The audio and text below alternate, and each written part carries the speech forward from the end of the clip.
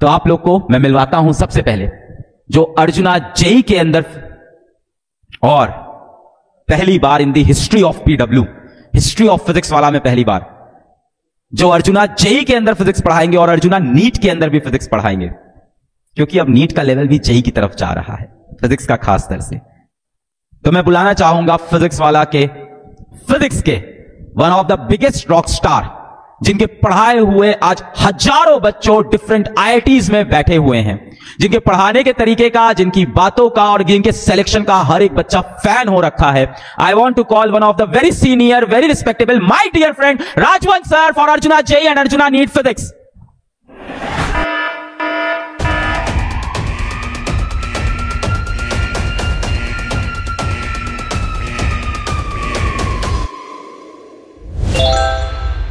Arjuna JEE की तो आपने पुश्तें पढ़ाई हैं सर, फिजिक्स वाला में 4-5 साल से पुश्तें पढ़ा दी आपने अर्जुना जेई की, बहुत से बच्चे आईआईटीज में गए। पर अर्जुना नीट आप पहली बार जा रहे हैं नीट के बच्चों में, और पहली बार आप बच्चों को अब एम्स में भी पहुंचाने जा रहे हैं आई थिंक। हाँ, पहली बार आप बच्चों को एम्स में भी पहुंचाने जा रहे हैं। क्या बोलेंगे आप इन बच्चों से, और अभी इनके बोर्ड के रिजल्ट भी आए हैं, उस पर क्या बात करना चाहेंगे? सबसे पहले तो मैं धन्यवाद बोलूंगा मेरे जेई के बच्चों के लिए, जिन्होंने इतना प्यार दिया है सर 5 साल में, कि कभी भी लाइफ में जितनी भी प्रॉब्लम्स रही हैं हमेशा उन्होंने मेरे को पुल आउट ही किया है उस चीज में से, और हमेशा से नीट के बच्चों ने कहीं ना कहीं बैक सपोर्ट रखा है।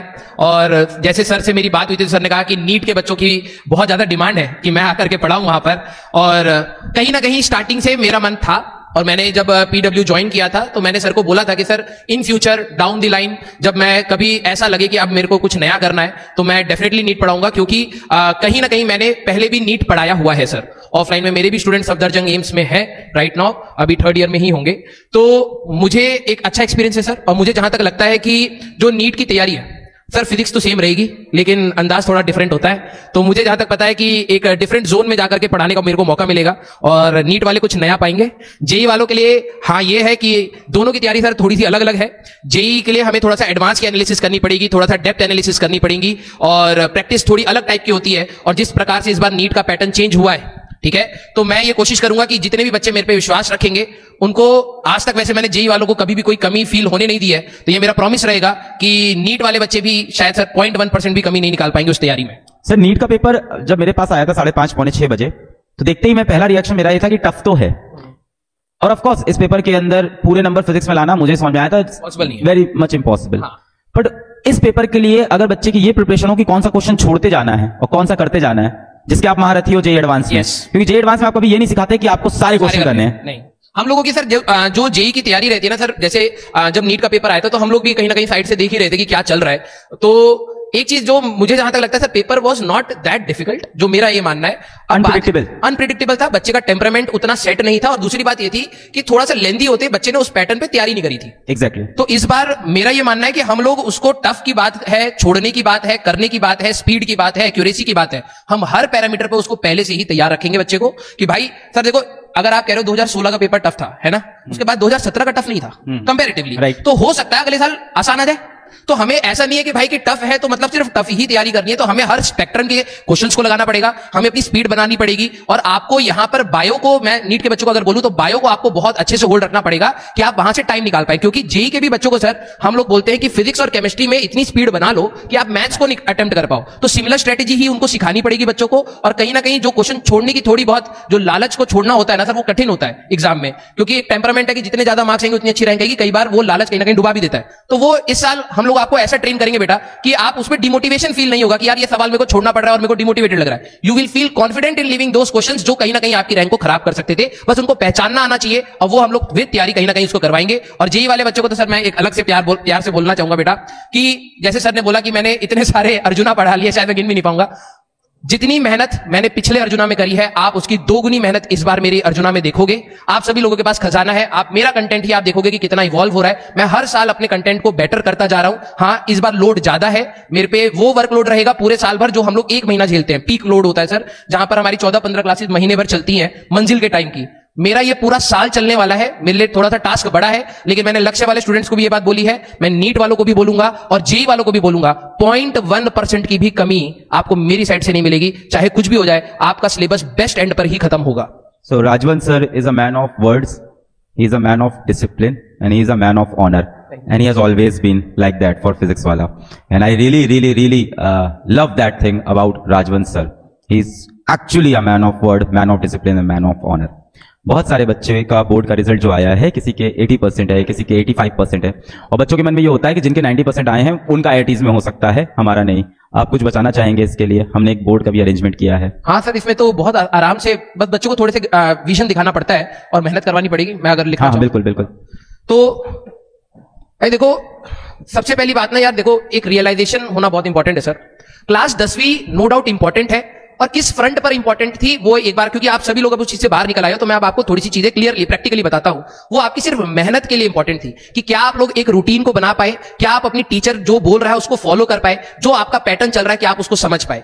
अगर मैं क्लास 10th के बच्चों की बात बोलूं कि हमारे लिए, ठीक है, जिनके 80% प्लस है बेटा, जिनके 80% प्लस है, तो कहीं ना कहीं आप लोगों ने थोड़ा बहुत डिसिप्लिन रखा है और बेटर रिक्वायरमेंट है, क्योंकि अगर आप पीसीएम या पीसीबी कोई भी चीज सिलेक्ट करते हैं तो बहुत ज्यादा मेहनत लगेगी, बहुत ज्यादा आपका हार्डवर्क लगेगा, कंसिस्टेंसी होगी, डिसिप्लिन होगा, और आप हमेशा देखोगे कि भाई आपके सामने 2 या 3 टीचर हर दिन ऐसे खड़े हैं, शायद आपने सोचा भी नहीं होगा कि यार मैं अगर x मेहनत कर रहा हूं तो ये 3x मेहनत हमारे सामने टीचर कर रहा है। तो जो 80+ वाले बच्चे हैं, इसके बियॉन्ड सर मैं सभी को मानता हूं कि ये कहीं ना कहीं अच्छे बच्चे होते हैं, जिन्होंने थोड़ा बहुत एस्पिरेशन रखा, एम्बिशन रखा कि यार मेरे को अच्छे से इसको करना है, टीचर जो बता रहा है उसके होमवर्क को अच्छे से निपटाना है, जो भी मेरे टेस्ट हो रहे हैं उसको अच्छे से करना है, जो चीज गलतियां हो रही है वो करना है। और अगर आप देखें तो आप लोगों ने शायद सैंपल पेपर्स भी सॉल्व करे होंगे। आप सभी लोगों को फाउंडेशन की जो टीम मिली थी वो one of the best team थी जो आप लोगों को पॉसिबल हो सकती थी, जो अलग सर ने आप लोगों को दी थी। और अगर आप लोगों ने उनके साथ रहा है तो कहीं ना कहीं आप उनके साथ ऑनलाइन में किस तरीके से पढ़ा जाता है वो चीज समझ चुके होंगे।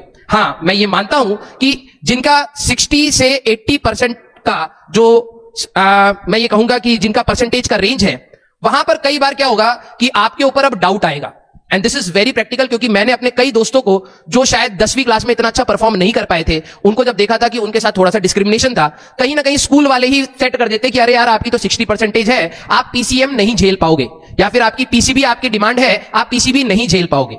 और कहीं ना कहीं वो बोलना इसलिए होता है क्योंकि ये सर नो डाउट बहुत ज्यादा कठिन है, 10वीं के कंपैरिजन में बहुत ज्यादा कठिन है। और अगर आपने इस रेंज में गए हैं तो आपने कहीं ना कहीं डिसिप्लिन नहीं रखा, कंसिस्टेंसी नहीं रखी। तो अगर आपके अंदर यह है कि सर मेरा ड्रीम छोटा नहीं है, एटलीस्ट कम से कम आप ड्रीम्स तो बड़े रख सकते हैं, एंबिशंस तो बड़े रख सकते हैं, तो मैं आप सभी लोगों को बोलूंगा अगर आपका एंबिशन है कि नहीं सर मुझे इस ब्रैकेट से ऊपर उठना है, मुझे इंडिया के बेस्ट कॉलेजेस में जाना है, मुझे बेस्ट मेडिकल कॉलेजेस में जाना है, तो नो डाउट ये जो आप लक्ष्य ले रहे हैं ये बहुत बड़ा लक्ष्य है। इसके लिए आपने जो भी कमियां क्लास 10वीं में रखी है, भले ही आपने टीचर की बात नहीं सुनी, जो बोला गया वो नहीं करा, बैकलॉग क्रिएट करा और कहीं ना कहीं प्रोक्रेस्टिनेट कर दी सारी चीजें कि आखिरी में मैं कर लूंगा, उसी का फल है कि आप यहां पर हैं। लेकिन मैं आप सभी लोगों को अपने एक्सपीरियंस से बता रहा हूं, और आज यहां पर बहुत अच्छे अच्छे टीचर्स आपके साथ कनेक्टेड रहेंगे। आप उनसे पूछिएगा कि क्या यहां से पॉसिबल है, डेफिनेटली पॉसिबल है। मेरे लाइफ टाइम में मेरे को अप्रोक्सीमेटली 9-10 साल का टीचिंग एक्सपीरियंस हो गया है। मेडिकल एंड जेई दोनों को मैंने यहां पर जब पढ़ाया है, मेरे कम परसेंटेज वाले बच्चों को भी मैंने सिलेक्शन दिखाया है। अब बात यह होती है कि जब आप मेरे को मेहनत करते हुए देखेंगे तो आपके अंदर यह नहीं होना चाहिए कि यार ये टीचर बस अच्छी मेहनत करता है, मैं कल कर लूंगा। अगर आपके अंदर यह जुनून है कि आप इस रेंज से बाहर निकलना चाहते हैं, एक अच्छा कॉलेज लेना चाहते हैं, एक भविष्य जो आपको अपना सुधारना है, अपनी फैमिली का एक सपोर्ट सिस्टम बनना है, तो मैं आप सभी लोगों को बोलूंगा कि यहां से ये डेफिनेटली पॉसिबल है। और बस बात यह है कि जब भी आप बैच में आएंगे तो जो चीज आपके टीचर्स ने या मैंने बोल दी वो आपके लिए लास्ट लकीर है, इसके ऊपर कोई इफ एंड बट नहीं होना चाहिए, कोई भी एक्सक्यूज नहीं होना चाहिए। मैं मानता हूं कि ये तैयारी एक मैराथन की टाइप है, बहुत लंबी चलेगी, 2 साल की कहानी है, और आपको सारे टीचर्स टिल एंड तक आपको दिखेंगे। इसमें कई बार आपको डिमोटिवेशन होगा, कई बार आपके ऊपर लोग कह सकता हूं डाउट करेंगे, हो सकता है आपके रिलेटिव आप पर ताना मारे, लेकिन बिलीव मी आपके साथ एक बंदा एटलीस्ट हमेशा खड़ा रहेगा, वो है आपका कोई भी सब्जेक्ट का टीचर। हो सकता है आपके पेरेंट्स भी आप पे डाउट करें और हो सकता है आप भी किसी ना किसी टाइम पर अपने पर डाउट क्रिएट करें, लेकिन बिलीव मी आपका टीचर आप पे हमेशा विश्वास करता रहेगा और वो हमेशा पढ़ाता रहेगा। तो अगर आपको लग रहा है कि सर मेरे तो 60 से भी नीचे है तो क्या मैं कर सकता हूं, अगर आपके पास मौका है कि आप पीसीएम या पीसीबी कुछ सेलेक्ट कर सके तो definitely go for it. And let me tell you बेटा कि अगर आपने मेहनत सही डायरेक्शन में कर ली, क्योंकि मैं अपनी क्लास में हमेशा बोलता हूं जेई की जो तैयारी है वो कठिन है, कॉम्प्लेक्स नहीं है। कई बच्चे क्या करते हैं उसको कॉम्प्लिकेट कर देते हैं, इधर की उधर की चीजें जोड़ जोड़ के कॉम्प्लिकेट कर देते हैं। कठिन है, आपको बैठना पड़ेगा 7-7, 8-8, 9-9 घंटे 2 साल लगाने पड़ेंगे। And same goes with the NEET student, हो सकता है उनको और भी ज्यादा लगाना पड़े, आपको हो सकता है 20-30 रजिस्टर घिस घिस के खत्म कर देने पड़ेंगे प्रैक्टिस में, रिवाइज करने में, और जब आपका दिमाग पक जाएगा फिर भी आपको वही चीज कंटिन्यू करनी पड़ेगी टिल लास्ट। तो मैं आप लोगों को बोलूंगा, अगर आपके अंदर जुनून है तो डेफिनेटली ये चीज की जा सकती है, और इसमें कोई भी शक मत रखिएगा। एक बार आप जब बैच में आएंगे तो आई थिंक आपको सारे टीचर्स इतने मोटिवेटिंग मिलेंगे, इतने सपोर्टिंग मिलेंगे कि आपको कहीं पर भी अगर लगेगा कि सर मैं रुक जा रहा हूं, मेरे से नहीं हो पाएगा, तो हम लोग ही तेरे को पुल करके बेटा आगे तक लेके जाएंगे। टेंशन मत लेना इस पे। Thank you so much sir, आप इतना एफर्ट डाल रहे हो इस बार, जेई के साथ साथ नीट के बच्चों को भी ट्रेन करने आ रहे हो, and I wish you all the best, and I wish you all the best. आपको बहुत ज्यादा मजा आने वाला है बैच के अंदर, बहुत पढ़ाई भी रहती है बैच के अंदर, मेहनत भी करनी है। और मैंने इनको ये बात बार बार समझाई कि आपकी 10th की साइंस की बुक जितनी बड़ी थी उतना बड़ा 11th का एक rotational.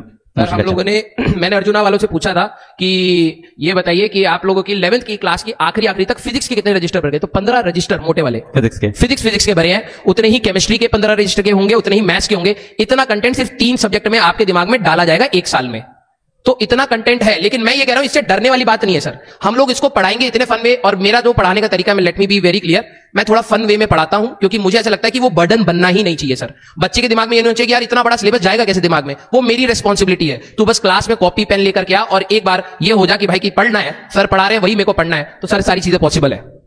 Thank you sir, thank you so much sir.